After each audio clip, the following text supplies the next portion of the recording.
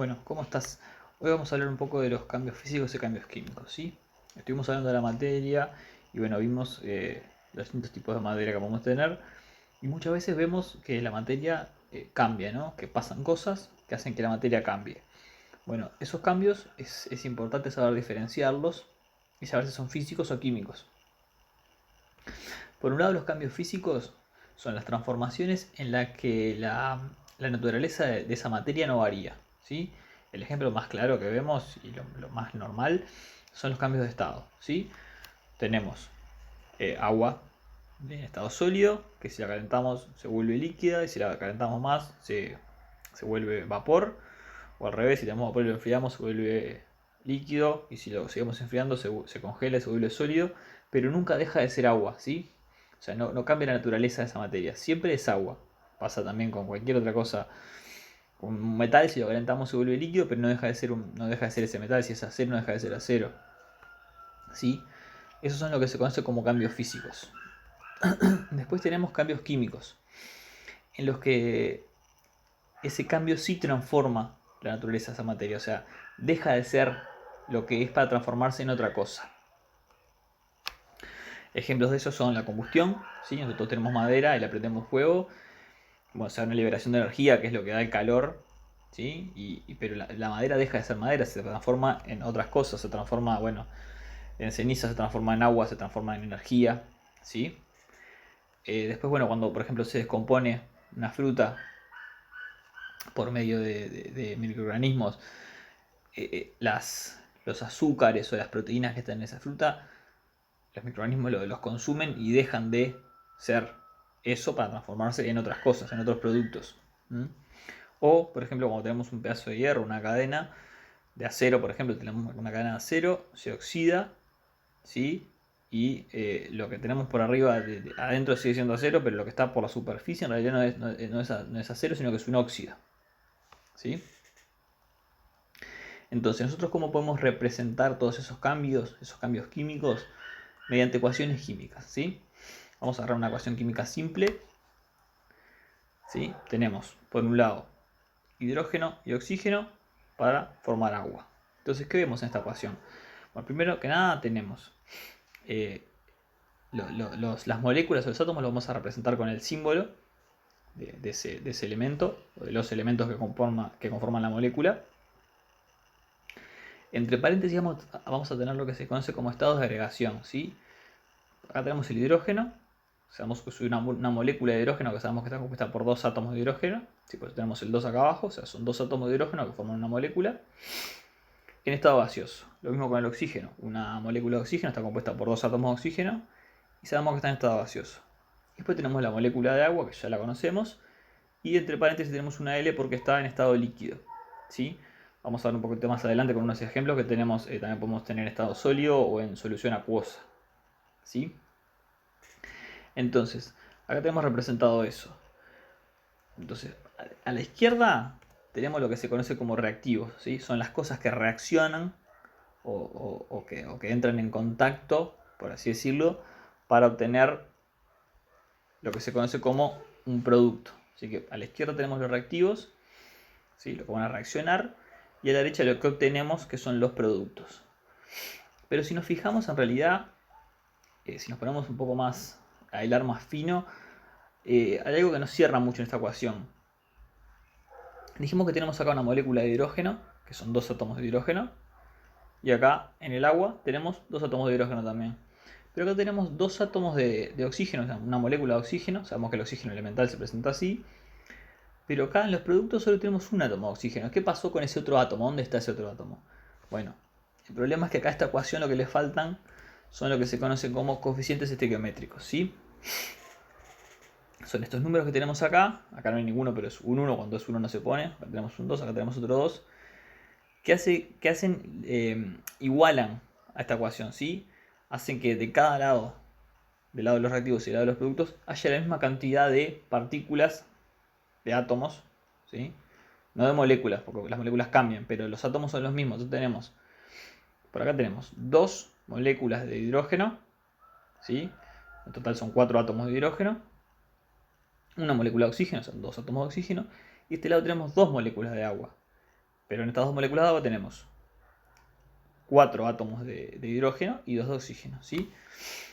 Estos coeficientes estequiométricos representan las moléculas o los átomos, o también cuando usamos ecuaciones y queremos, yo que sé, calcular con pesos y eso, representan moles en realidad. Si el concepto de mol no lo recordás bien, no lo tenés muy claro, te voy a dejar 2 videos en la descripción.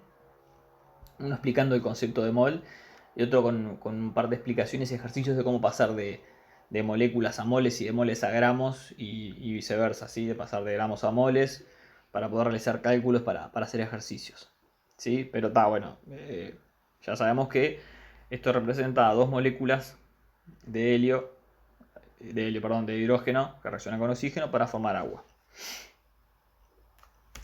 Entonces, bueno, acá tenemos más ejemplos de ecuaciones igualadas ya, ¿no? Bueno, la misma que vimos al principio. Acá tenemos lo que yo te decía recién, el zinc. No se ve muy bien, está medio borroso, pero hay una S entre paréntesis, quiere decir que el zinc en estado sólido reacciona con 2 moléculas o 2 moles de ácido clorhídrico, entre paréntesis AC, o sea que está en estado acuoso, es una solución de ácido clorhídrico, para obtener cloruro de zinc acuoso también en solución y hidrógeno gaseoso. Bueno, vemos el nitrógeno reacciona con el hidrógeno para obtener amoníaco. Vemos que está igualado. De un lado tenemos 2 átomos de nitrógeno. Acá tenemos 2 moléculas de amoníaco. Cada uno con un átomo de nitrógeno, o sea que tenemos 2 también de este lado. 6 átomos de hidrógeno de un lado y 3 acá por 2, 6 también del otro. Entonces, ¿por qué hacemos ese énfasis en ver que tengamos las dos cosas del mismo lado? Eso es porque para las ecuaciones químicas se cumple lo que se conoce como ley de Lavoisier. ¿Qué dice la ley de Lavoisier?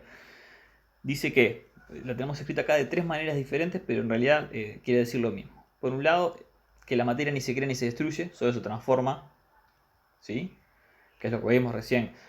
Esa cadena de hierro que dijimos no deja, o sea, deja de ser una cadena de hierro, pero pasa a ser otra cosa, ¿sí? No es que desaparece. Acá abajo vemos que dice, en una reacción química los átomos no desaparecen, simplemente se ordenan de otra manera. ¿Qué fue lo que vimos recién? Que estamos haciendo énfasis en eso. Estos átomos no desaparecen, se intercambian entre ellos y se ordenan de otra manera para dar otros compuestos. Y lo que dice en realidad la ley de Lavoisier, que saca la definición del medio, es que en una reacción química la suma de las masas de los reactivos es igual a la suma de las masas de los productos. ¿Qué quiere decir esto?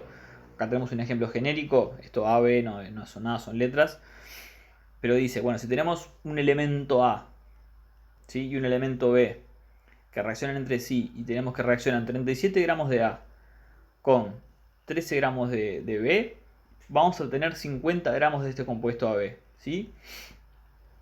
37 más 13, 50. O sea, partimos de 50 gramos de 2 compuestos diferentes y vamos a obtener 50 gramos de otra cosa, pero 50 gramos siempre, ¿sí? Porque esa masa no puede desaparecer. Entonces tenemos que la masa, la suma de las masas de los reactivos es igual a la suma de las masas de los productos, porque pueden ser 1 o 2 o 3 o más productos diferentes.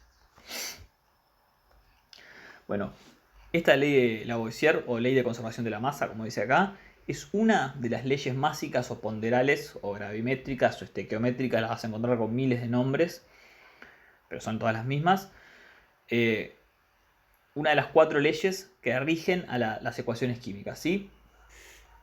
Se llaman básicamente leyes básicas porque justamente se refieren a la masa de los compuestos. Y por eso nosotros acá lo expresamos, si bien estuvimos igualándolas en átomos, pero lo expresamos acá en gramos porque las leyes básicas hablan justamente de masas. ¿Sí? Entonces tenemos, bueno, vimos la ley de Lavoisier recién, que es la primera, ley de conservación de la masa. Después vamos a tener las otras 3 leyes, van a hablar de las proporciones que tienen esas masas, ¿sí? La ley de proporciones constantes o proporciones definidas, o ley de Proust. La ley de proporciones múltiples, o ley de Dalton. Y la ley de proporciones equivalentes, o ley de Richter, ¿sí? Vamos a ver una por una, que pueden parecer un poco complejas y entreveradas, pero se entienden. Bien, la ley de proporciones constantes, o ley de Proust, dice así. Cuando varias sustancias se unen para formar un compuesto, lo hacen siempre en una relación constante de masa, ¿sí? Como vimos, siempre habla de las masas. Entonces tenemos una ecuación acá, ¿no? 2 moles de carbono reaccionan con 1 mol de oxígeno para dar 2 moles de monóxido de carbono. Si lo pasamos a mol, lo pasamos con el peso molecular de cada uno, lo pasamos a gramos. Entonces tenemos 24 gramos de carbono, van a reaccionar con 32 gramos de oxígeno para obtener 56 gramos de monóxido de carbono. Vemos acá que la ley de Lavoisier se cumple, ¿no? 24 más 32, 56. Vamos a tener la misma cantidad de masa de cada lado. Pero entonces, ¿qué dice la ley de proporciones constantes? Que esta proporción, ¿sí?, siempre se va a mantener. Acá, por ejemplo, lo simplifica entre un común divisor 8, divide entre 8, ¿no? Entonces tenemos que 3 partes de carbono van a reaccionar con 4 partes de oxígeno para obtener 7 partes de monóxido de carbono. ¿Sí? Y esta relación se va a mantener siempre. Si yo tengo 30 gramos de carbono, se van a combinar con 40 gramos de oxígeno para obtener 70 gramos de monóxido. Si tengo 24, se van a combinar con 32 para dar 56. Si tengo 15, se van a combinar con 20 para dar 35. Esta relación va a ser siempre la misma para esta reacción. Si yo tengo otra reacción diferente, bueno, va a haber otras relaciones. Pero para una reacción dada, las relaciones de esas masas van a ser siempre las mismas, ¿sí? Eso es lo que dice la ley de proporciones constantes. Después tenemos la ley de proporciones múltiples. Acá es donde se empieza a entreverar. Se empieza a entreverar por cómo lo plantea, pero en realidad son sencillas. Vamos a leerla por partes y ir viendo qué quiere decir. Dice, cuando dos elementos se combinan para originar distintos compuestos, ¿sí? Venimos acá, tenemos... Esto acá no son ecuaciones, son representaciones para simplificar esto, porque si no, 5 ecuaciones diferentes y capaz que variaría demasiado. Tenemos nitrógeno más oxígeno, no importa cuántos moles. Podemos obtener óxido de nitrógeno. También podemos obtener óxido de nitrógeno, trióxido de dinitrógeno, tetraóxido de dinitrógeno, ¿sí? Mezclando nitrógeno y oxígeno podemos obtener por lo menos 5 compuestos diferentes. Entonces dice, bueno, cuando dos elementos se combinan, estos dos elementos, nitrógeno y oxígeno, para originar distintos compuestos, o sea, cuando las posibilidades son diferentes, dada una cantidad fija de ellos, o sea, agarro uno y lo planteo como uno fijo. Digo, bueno, nitrógeno. Yo siempre me voy a plantear que tengo 1 gramo de nitrógeno. Si yo sé que con 1 gramo de nitrógeno y 1,14 gramos de oxígeno puedo obtener óxido de nitrógeno, que con 1 gramo de nitrógeno y 2,29 gramos de oxígeno puedo tener tetraóxido de nitrógeno. Me planteo una cantidad fija. Dice, las diferentes cantidades del otro, o sea, del oxígeno, que se combinan con dicha cantidad fija, o sea, que se combinan con esa cantidad de nitrógeno, para dar como productos estos compuestos, que están acá, están en relación de números enteros sencillos. ¿Qué significa esto?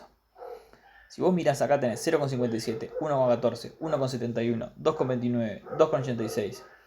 Los planteamos acá abajo, ¿ves? Y vemos que dice 1, 2, 3, 4, 5. Significa que 1,14 es el doble de 0,57. 1,71 es el triple de 0,57. Si divido 2,29 entre 0,57 me da 4. Si divido 2,86 entre 0,57 me da 5. ¿Sí? O sea, este es el doble, el triple, el cuádruple, el quíntuple. Siempre es una relación de números enteros sencillos, ¿sí? Son múltiplos. Y si los tomo entre ellos también, por ejemplo, yo tomo 1,71 y le divido entre 1,14, me da 1,5. Vos me podés decir, 1,5 no es un número entero. Pero yo 1,5 lo puedo plantear como 3 medios, ¿sí? Como 3 sobre 2. Y 3 y 2 son números enteros y es una relación sencilla, es 3 sobre 2. ¿Sí? Es una fracción sencilla. O sea, la relación siempre de estos compuestos, si yo tomo el nitrógeno como fijo, una cantidad fija de nitrógeno, las relaciones van a ser siempre las mismas. Entonces, ¿de qué me sirve esto? Bueno, yo vengo y tomo. Si yo tengo 1 gramo de nitrógeno y 1,14 de oxígeno, sé que obtengo óxido de nitrógeno. Y si tengo 1,71, puedo obtener X cantidad de dióxido de nitrógeno. Bueno, entonces sé que la relación entre estos dijimos que era siempre 3 medios. Bueno, si yo tengo en realidad, no sé, el doble de esto, con esa relación voy a poder obtener también cuánto voy a precisar para reaccionar con la misma cantidad que reaccionó de esta primera reacción. Capaz que ahí te entreveré un poco. Quiere decir, pero yo con esa relación voy a siempre poder obtener las cantidades del resto. ¿sí? Las cantidades que van a necesitar del resto. Porque voy a saber estas relaciones. Si yo tengo estos datos, ¿no? Si yo tengo estos datos, puedo saber que si yo tengo el triple de esto, bueno, que es el quíntuple de esto, son 15 veces más del triple del otro. Para no entreverarte más, vamos a dejarlo como lo que está planteado acá. Y por último tenemos la ley de proporciones equivalentes, ¿sí? La de Richard. Esta puede parecer más compleja incluso, pero para mí es dentro de todo la más sencilla. Dice, las masas de dos elementos diferentes que se combinan con una misma cantidad de un tercer elemento. Bien, yo acá tengo tres reacciones. Oxígeno con hidrógeno, oxígeno con cloro y oxígeno con calcio. Vamos a olvidarnos de esta de acá arriba, ¿sí? Vamos a mirar estas dos de acá abajo. Tengo las masas de dos elementos diferentes, cloro y calcio, que se combinan con una misma cantidad de un tercero. El tercero es el oxígeno, ¿sí? Los dos tienen en común que se combinan con oxígeno. Y con una misma cantidad, yo me planteé acá siempre 1 gramo de oxígeno. O sea, 4,43 gramos de calcio se van a combinar con 1 gramo de oxígeno y 2,5 gramos de calcio se van a combinar con 1 gramo de oxígeno. Así que esas dos masas de esos elementos diferentes que se combinan con una misma masa del tercer elemento guardan la misma relación que las masas de aquellos elementos cuando se combinan entre sí. O sea, cuando yo combino calcio y cloro entre sí, la relación de las masas va a ser siempre la misma. ¿Qué quiere decir esto? Si yo tengo acá, quiero tener cloruro de calcio y voy a mezclar calcio y cloro, yo sé que la relación de estos dos va a ser la misma que esta relación de acá. Porque por la ley de proporciones equivalentes sé que si ambos se combinan con 1 gramo de oxígeno en estas masas, la relación de estos dos va a ser siempre la misma. ¿De qué me sirve? Como para ponerte un ejemplo, me dicen, bueno, tengo este dato, ¿no? Sé que 1 gramo de oxígeno se combina con 4,43 gramos de cloro y que 1 gramo de oxígeno se combina con 2,5 gramos de calcio. Me dicen, bueno, aquí tengo 5 gramos de calcio. ¿Con cuántos gramos de cloro va a reaccionar? Bueno, yo sé que la relación es esta. Si yo hago una regla de 3, si tengo el doble de calcio, voy a precisar el doble de cloro. O sea que sé que va a reaccionar con 8,86. ¿Sí? Me sirve para calcular relaciones entre estas masas sin saber esta ecuación directa.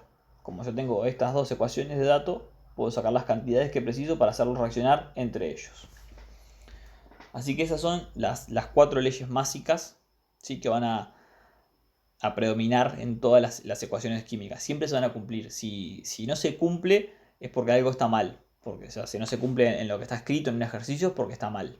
Está mal hecho. O sea, siempre se van a cumplir esas ecuaciones, esas leyes en las ecuaciones químicas. Bien, por último vamos a ver te voy a dar unos ejercicios de igualar ecuaciones. ¿Sí? Tenemos 9 ecuaciones. Te voy a poner las respuestas en la siguiente presentación. O sea, en la siguiente, porque como este es el último video. Pero está, vos copiás tranquilo acá los ejercicios, los resolvés. Y yo ahora la siguiente la paso rapidito. La pasamos de largo y cuando vos los quieras corregir o algo, venís y te fijas las respuestas. Te voy a guiar con la primera más que nada para poder ver bien cómo se hacen y bueno, después lo resolves tú. ¿Qué tenemos? Tenemos cromo y tenemos oxígeno. Y después tenemos un óxido de cromo acá. ¿Sí? Entonces, bueno, ¿qué es lo que tengo que hacer yo? Primero tengo que ver cuántos tengo de cada uno. Si te puedes anotar al costado o como te quede más fácil. Bueno, de este lado tengo un cromo, ¿sí? Y acá tengo 2 oxígenos. Vengo acá y tengo 2 cromos y 3 oxígenos. Yo lo que tengo que hacer es que queden la misma cantidad de cada lado, de cada uno de los elementos, ¿no? Habíamos visto eso. Entonces, ¿qué va a ser más fácil en este caso, por ejemplo? Empezar con el oxígeno, ¿sí? Porque yo el cromo acá tengo un cromo solo y si lo quiero igualar, bueno, veo cuántos cromos me quedan y lo igualo más fácil que el resto. Entonces vengo con el oxígeno primero. De este lado tengo 2 y de este lado tengo 3. Si yo quiero que me queden la misma cantidad de los dos lados, voy a tener que buscar un múltiplo en común que tengan ellos, ¿no? Entonces, bueno, vengo, digo, la tabla del 2, para hacerlo sencillo, bueno, es 2, 4, 6, 8, está.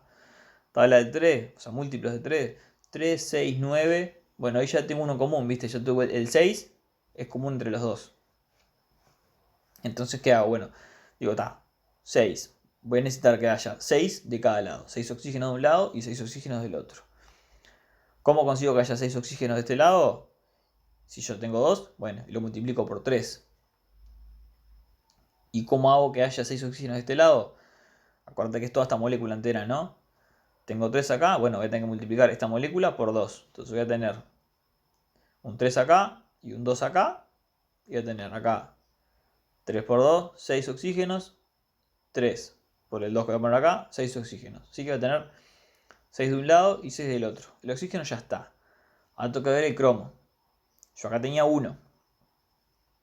Acá yo puse un 2, acordate acá adelante. Entonces tengo 2 cromos que ya tenía por 2, 4. Tengo 4 de un lado y 1 del otro. Acá es mucho más sencillo. Como ya tengo 1 de un lado y lo puedo multiplicar por la cantidad que quiera, simplemente igualo en 4. Acá ya voy a tener 4, multiplico este por 4. Entonces me van a quedar 4 cromos más 4 moles de cromo más eran 3 moles de oxígeno para dar 2 moles de este óxido de cromo. Que si vamos a verificar nos va a dar que hay la misma cantidad de átomos de cada lado. Así, lo mismo con todas estas ecuaciones. Va a haber algunas que vas a ver que son un poco más complejas que otras, que las vas a tener que pensar más, que las vas a tener que dar más vueltas. Hay otras que capaz que no son tan complejas y que capaz que si te fijas las cantidades ya están, que no haya que hacer mucha cosa, ¿sí? Bueno, voy a pasar rapidito las respuestas. Acá están las respuestas, no las mires, las ves después cuando quieras corregir. Y bueno, hasta acá ya habríamos cubierto todo lo que es el programa de tercero de bachillerato de UTU, ¿sí? Así que bueno, con toda esta información, con los apuntes que vos tenés del curso, con algún ejercicio que hayas encontrado en internet, con los videos que te recomendé de los otros canales y todo eso, yo creo que ya tenés las herramientas como para poder enfrentar, ¿sí? el examen. Así que bueno, muchos éxitos en el examen, a estudiar bastante y a meterle, ¿sí? Bueno, un abrazo.